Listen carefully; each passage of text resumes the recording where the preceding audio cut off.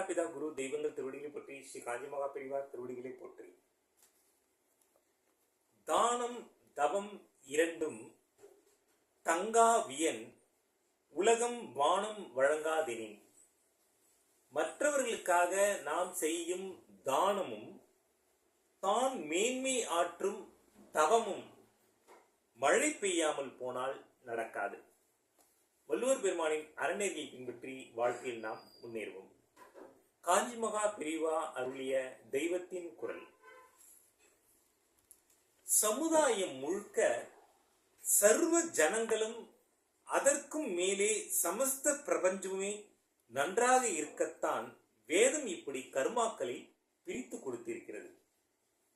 இந்த உலகம் முழுக்க நன்னா இருக்கணுங்கிற காரணத்துக்காக தான் வேதம் நமக்கு அவரவருக்கு என்ற கடமைகளை பிரித்து அழகாக எடுத்து சொல்கிறது. சொந்த லாபத்தை பெரிதாக நினைக்காமல்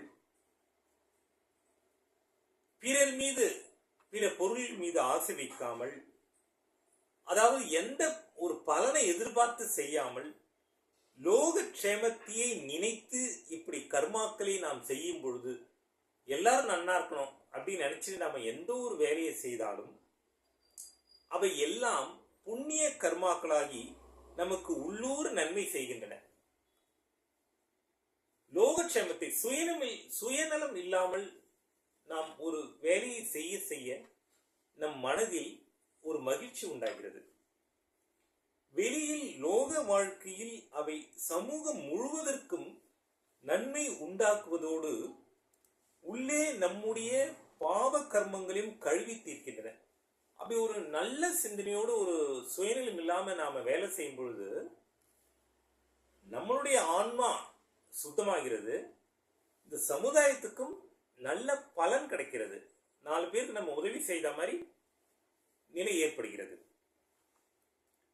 தனக்கு என்கிற பெரிய அரிப்பு இல்லாமல், எனவே அசூயை வஞ்சனை எதுவுமே இல்லாமல் காரியம் செய்கிற போதுதான் அந்த காரியத்தில் முழு ஈடுபாடு உண்டாகிறது. நம்ம சுயநலம் இல்லாமல் ஒரு வேலையை செய்யும்போது நமக்கு ரொம்ப அது மேல இன்ட்ரெஸ்ட் ஏற்படுறது, இன்வால்மெண்டோட நம்ம செய்யறோம் இல்லையா? அந்த இன்வால்மெண்ட்னாலேயே அந்த வேலை சக்சஸ் ஆயிடும்.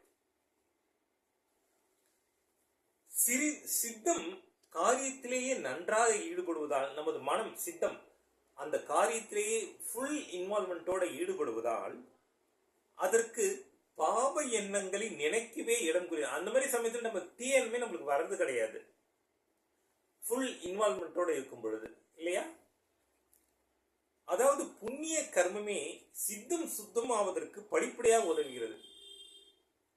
அந்த மாதிரி சுயநலம் இல்லாமல் நம்ம வேலை செய்ய செய்ய நம்ம மைண்டே ஒரு சுத்தமாயிடுறது, ஒரு புத்துணர்ச்சி கிடைக்கிறது, ஒரு சந்தோஷம் கிடைக்கிறது. மீண்டும் நாளை சந்திப்போம். ஜெய்ஹிந்த்.